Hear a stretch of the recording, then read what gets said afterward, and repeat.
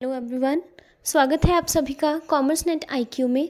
आज मैं आपके लिए लेके आई हूँ ऐसी एक प्रॉब्लम जिसका सॉल्यूशन बहुत सारे बच्चों को नहीं मिल रहा है और बहुत सारे कमेंट्स मुझे आए हैं, बहुत मैसेजेस आए हैं। बच्चों ने हमें ये पूछा है कि हमारे 40% मार्क्स आ रहे हैं मैम, लेकिन हमारा सिलेक्शन नहीं हो पा रहा है। तो कितने परसेंट मार्क्स चाहिए, कितने क्वेश्चन हमारे सही होने चाहिए ताकि हम नेट क्लियर कर लें या जेआरएफ क्लियर कर लें। तो इस क्वेश्चन का आंसर बहुत से बच्चों को नहीं मिल रहा है और मुझे बहुत सारे बच्चों ने पर्सनली मैसेज करके ये चीज़ पूछी है कि प्लीज़ इस पे वीडियो बनाइए। तो वही आपकी डिमांड पे मैं इसी के ऊपर एक वीडियो लेके आई हूँ। तो चलिए आज हम डिस्कस कर लेते हैं कि क्यों ऐसा हो रहा है कि आपके 40% मार्क्स आ रहे हैं लेकिन आपका सिलेक्शन नहीं हो पाया।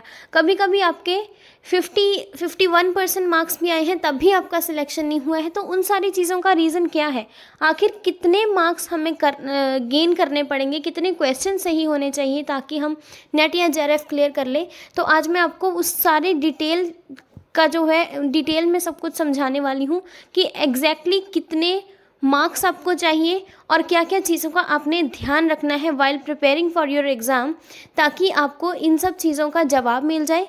प्लस आप नेक्स्ट अटैम्प्ट जो है वो आपका आखिरी अटैम्प्ट हो, फाइनल अटैम्प्ट हो, जिसमें आप नेट और जेआरएफ क्लियर कर लें।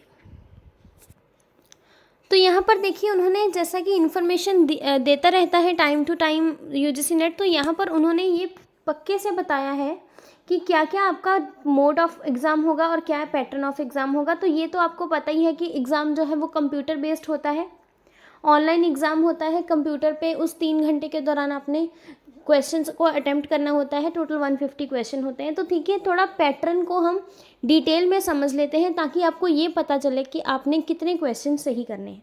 तो सबसे पहले यहाँ पर मैं आपको पैटर्न समझा दूँ। This is the whole pattern about the exam. तो यहाँ पर देखिए, पेपर 1 का और पेपर 2 का आपको वेटेज बताया हुआ है। तो प्लीज़ इसका आप स्क्रीनशॉट ले लीजिए अगर आप चाहिए तो यहाँ पर उन्होंने बताया है पेपर 1 जो कि आपका जनरल पेपर होता है, सब्जेक्ट स्पेसिफिक नहीं होता है, उसका सिलेबस मैं डिटेल में डिस्कस कर चुकी हूँ। आप मेरी पिछली वीडियो, फर्स्ट वाली वीडियो, उसका मैं डिस्क्रिप्शन में लिंक डाल दूँगी या फिर यहाँ कहीं आई बटन में दे दूँगी, तो आप प्लीज़ उसको चेक कर लीजिएगा। तो सबसे पहले क्या है कि पेपर 1 में से क्वेश्चन आते हैं 50 क्वेश्चंस आते हैं जिनकी वेटेज होती है, जिनका मतलब मार्क्स होता है 100। मतलब हर एक क्वेश्चन जो है वो 2 मार्क्स का होता है। उसके बाद जो आपका पेपर 2 होता है वो होता है सब्जेक्ट स्पेसिफिक पेपर, उसमें से आते हैं 100 क्वेश्चंस। तो कुल मिला के ये हो गए आपके 200 मार्क्स। तो आपका पेपर जो होता है 300 मार्क्स का होता है। सबसे पहले तो यहाँ तक आपको क्लियर होना बहुत ज़रूरी है। तो 300 मार्क्स का पेपर होता है जिसमें पेपर 1 आपके लिए होगा किंग मेकर। देखिए, मैं फिर से रिपीट कर रही हूँ, paper 1 will be your king maker. बेशक उसकी वेटेज कम है, वेटेज कम होना ही ये कारण है कि उसका जो आपका सिलेक्शन का प्रोसेस है उसको ईजी करने में पेपर 1 की बहुत बहुत ही ज़्यादा इम्पोर्टेंस है। तो देखिए, इसका रीज़न मैं आपको समझा देती हूँ। पेपर 1 का जो सिलेबस है वो थोड़ा कम है पेपर 2 से। कम नहीं बोल सकते, मतलब इतना ज़्यादा वास्ट नहीं है। वास्ट इसलिए नहीं क्योंकि कोई भी सब्जेक्ट, मान लीजिए मैं पेपर 2 कॉमर्स से जैसे बिलोंग करती हूँ, तो मैं आपको ये बात बता दूँ कि जो पेपर 2 होता है कोई भी सब्जेक्ट स्पेसिफिक होता है। पेपर 2 आपको पता ही है, जो कोई भी सब्जेक्ट होता है, चाहे वो इकोनॉमिक्स ले लीजिए, चाहे वो मैनेजमेंट ले लीजिए, चाहे वो कॉमर्स ले लीजिए, कोई भी सब्जेक्ट अपने आप में बहुत ज़्यादा वास्ट होता है और हम उसकी डेप्थ को कभी भी पकड़ नहीं पाते हैं। तो अगर हमें कोई बोले कि आपके पेपर 2 में से सिर्फ और सिर्फ 100 क्वेश्चन हम पूछने वाले हैं, तो बहुत ही मल्टी डायमेंशनल सी चीज़ हो जाती है कि इतने ज़्यादा एरियाज़ होते हैं पढ़ने के लिए, तो we can not find its depth. तो इसलिए क्या है कि जितने इम्पॉर्टेंट क्वेश्चंस हैं वो तो हम कर ही सकते हैं, इम्पॉर्टेंट क्वेश्चन तो हम कर ही रहे हैं, लेकिन पॉइंट इज़ कि हम उसकी डेप्थ को कितना ज़्यादा अंडरस्टैंड नहीं अगर कर पा रहे हैं, तो हमने कौन कौन सी इंपॉर्टेंट चीज़ों को पकड़ के उनको याद करना है, उनको रिमेंबर रखना है अपने माइंड में। तो यहाँ पर हम पेपर 2 के लिए क्या कर सकते हैं कि जो कॉन्सेप्ट, जो चीज़ें पास्ट में बार बार रिपीट हुई हैं, हम उनको जोर दे सकते हैं, पास्ट ईयर क्वेश्चन को जोर दे सकते हैं। प्लस जो है उसका एक्सपेक्टेड क्वेश्चंस हम कर सकते हैं कि मान लीजिए कोई एरिया है, हमें ऐसा लग रहा है कि उसमें से बहुत सारे क्वेश्चन पूछे जा रहे हैं, तो हम उसके आसपास के एरियाज़ को पढ़ सकते हैं। तो इतना करना तो पॉसिबल है, लेकिन एक पर्टिकुलर सब्जेक्ट की बहुत सारी डायमेंशंस होती हैं, उनको पकड़ना आसान नहीं है। तो इसलिए मैं आपको बोल रही हूँ कि पेपर 1 जो है आपका, वो मल्टी डायमेंशनल नहीं है इतना ज़्यादा।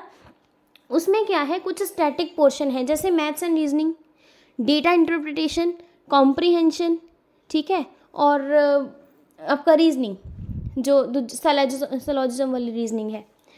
तो इसमें क्या है, ये 4 से 5 टॉपिक ऐसे हैं, अगर 5 टॉपिक है इनमें से स्टैटिक पोर्शन आता ही आता है, तो 5 × 5 मतलब 25 क्वेश्चन, जिसमें आपके 50 मार्क्स तो पक्के हो गए, ठीक है। तो इनको सिर्फ प्रैक्टिस की ज़रूरत है बार बार, इनका ये नहीं है कि वो कहीं से कुछ भी पूछ सकते हैं, ऐसा कुछ नहीं है। तो इसमें पेपर 1 में इसीलिए आपको कह रही हूँ किंग मेकर है, कि अगर कंपैरेटिवली पेपर 1 को आपने, मान लीजिए अब आपके पास कम टाइम है, लास्ट का मंथ है, तो मेरा सजेशन आपको यही रहेगा कि पेपर 1 पे ज़्यादा जोर दीजिए। क्लियर। तो ये तो हो गई बात स्ट्रेटजी की, क्योंकि पेपर 1 को हम जैसे पकड़ इजीली सकते हैं और मार्क्स गेनिंग ज़्यादा होता है, क्योंकि मैथ्स एंड रीजनिंग ये सारा स्टैटिक पोर्शन होता है। उसके बाद रिसर्च एंड टीचिंग, ये कुछ इजी यूनिट्स हैं, और हायर एजुकेशन और दूसरा इन्वायरमेंट को थोड़ा सा आप, हो सकता है कि प्रॉब्लम आए आपको पढ़ने में, क्योंकि वो थोड़े लंबे यूनिट्स हैं। तो इसलिए क्या है कि ये मैं बात कर रही हूँ स्ट्रेटजी पे। ये मैंने अपनी पहली वीडियो में आपको बताया भी है कि कौन कौन से टॉपिक्स में से हमेशा ही क्वेश्चन आता है। तो अगर आप वही टॉपिक्स को अच्छी तरह से कर लेंगे, then you will be thorough with the syllabus. उसके बाद क्या है, अब बात कर लेते हैं इस क्वेश्चन की, कि जो आप बच्चे ये बोल रहे हैं कि हमारा 35% मार्क्स आया, हमारा सिलेक्शन नहीं हुआ, 40% मार्क्स आए, हमारा सिलेक्शन नहीं हुआ, 45% पे नहीं हुआ। तो इस बात का बच्चे एक बहुत ही सिंपल सा आंसर है कि आपका जो 40% का क्राइटेरिया है, मैंने पिछली वीडियो में आपको बताया भी था कि कितने मार्क्स चाहिए। तो ये आपको कुछ डिटेल्स दी हुई हैं। सबसे पहले तो आपको बोला है मार्किंग स्कीम के बारे में, कि हर क्वेश्चन 2 मार्क्स का होगा, और अगर आपका क्वेश्चन सही है तो आपको 2 मार्क्स मिलेंगे, लेकिन कोई नेगेटिव मार्किंग नहीं है, ये भी आपको क्लियर करा हुआ है। तो बच्चे, अगर नेगेटिव मार्किंग नहीं है तो सीधी सीधी बात ये है कि आप इसमें बहुत ही हद तक, मतलब अगर आपको लगता है कि हमारा गेस चल सकता है, तो नेगेटिव मार्किंग का फ़ायदा तो यही होता है कि गलत आंसर का हम कुछ खोने नहीं वाले हैं। अगर हमें लगता है कि हमारा आंसर हमें करेक्ट नहीं पता है, या 90% हम श्योर नहीं है, तो वहाँ पर हम गैस वर्क कर सकते हैं। तो ये रीज़न है, अगर सही हो गया then you will be awarded +2, अगर नहीं हुआ तो आपका कुछ कटने वाला नहीं है, उसका ये है। उसके बाद स्ट्रेटजी की बात तो मैंने आपको बता दी। मार्क्स कितने आने चाहिए, इसका कुछ स्पेसिफिक आंसर नहीं हो सकता, क्योंकि जैसा कि आपको पता है, अगर आप जनरल कैटेगरी से हैं तो आपको 40% मार्क्स चाहिए आपको उस रेस में आने के लिए, जिस रेस में आपको आगे सर्टिफिकेट देने के लिए सिलेक्ट करा जाएगा। तो मैंने आपको पिछली वीडियो में ये चीज़ बहुत क्लियर करी थी कि 35% चाहिए रिजर्व्ड कैटेगरी को, एंड 40% मार्क्स चाहिए अनरिजर्व्ड कैटेगरी को, जनरल कैटेगरी को, अगर आपने उस रेस में आना है सिलेक्शन के। तो इसलिए यहाँ पर चीज़ें आपको क्लियर होनी बहुत ज़्यादा ज़रूरी है, कि इसका मतलब ये नहीं है कि अगर आपके 40% मार्क्स आ गए तो आप सिलेक्ट हो गए या आपको सर्टिफिकेट मिल जाएगा, ऐसा नहीं है। अगर आपके 40% मार्क्स आते हैं तो इसका मतलब ये है कि आपने फर्स्ट स्टेप जो है वो क्लियर कर लिया, या फिर 35% फॉर रिजर्व्ड कैटेगरी। क्लियर। तो अगर आपने वहाँ पर, मान लीजिए 1000 में से 700 बच्चे ऐसे सिलेक्ट हुए जिन्होंने फर्स्ट स्टेप को क्लियर कर लिया, ये 35 और 40 वाला, उसके बाद उन 700 पीपल में, 700 कैंडिडेट्स में फिर से कंपटीशन होगा कि जिसके सबसे ज़्यादा मार्क्स आएंगे उन 700 में से, मान लीजिए टॉप के 6% बच्चे हैं जिनके 55 गए, इसका मतलब कट ऑफ आपकी गई 55। तो आपके टॉप के 6% जो बच्चे हैं, जो उस परसेंटेज के आसपास होंगे, तो उन बच्चों को नेट का सर्टिफिकेट मिलेगा, एंड टॉप के 0.5% को मिलेगा JRF। क्लियर। तो मतलब 6% for net and 0.5% for JRF। तो यहाँ पर समझने वाली बात ये है कि जो आपका सिलेक्शन है उस पर्टिकुलर ईयर के क्वेश्चन पेपर प्लस उस पर्टिकुलर ईयर की जो कट ऑफ जाएगी आपके पर्टिकुलर सब्जेक्ट से, वही आपका होगा सिलेक्शन क्राइटेरिया। अदरवाइज ऐसा कुछ क्राइटेरिया फिक्स नहीं है कि अगर आपके 55% आ जाएंगे इस पर्टिकुलर सब्जेक्ट से, then you will be awarded NET, या फिर आपके 52% आ जाएंगे then you will be awarded NET. ऐसा कुछ भी नहीं है, ना ही ऐसा कुछ उनका है प्रिंसिपल सिलेक्शन करने का। उन्होंने सिर्फ ये बात बोली है कि हम सिर्फ 6% को सिलेक्ट करेंगे, वो 6% आपकी कट ऑफ पे डिपेंड करेगा। तो ये मैंने अपनी तरफ से इन सारी चीज़ों को एक्सप्लेन करने की कोशिश अभी की है कि आपका कितने % मार्क्स आपको चाहिए। तो मेरे हिसाब से क्या है कि आप ज़्यादा से ज़्यादा क्वेश्चन को अटेम्प्ट करने की कोशिश करें from paper 1 and paper 2 both, क्योंकि यहाँ पर कोई नेगेटिव मार्किंग नहीं है। आपको इस बात की टेंशन लेने की ज़रूरत नहीं है कि अगर हम ज़्यादा कुछ गलत कर देंगे तो हमारे मार्क्स कम हो जाएंगे, ऐसा कुछ नहीं है। लेकिन क्वेश्चन आपने सारे ही अटेम्प्ट करने हैं। मान लीजिए 150 है क्वेश्चंस, तो आपने टाइम मैनेजमेंट इस हिसाब से करना है कि आपके सारे क्वेश्चन अटेम्प्ट हो जाए।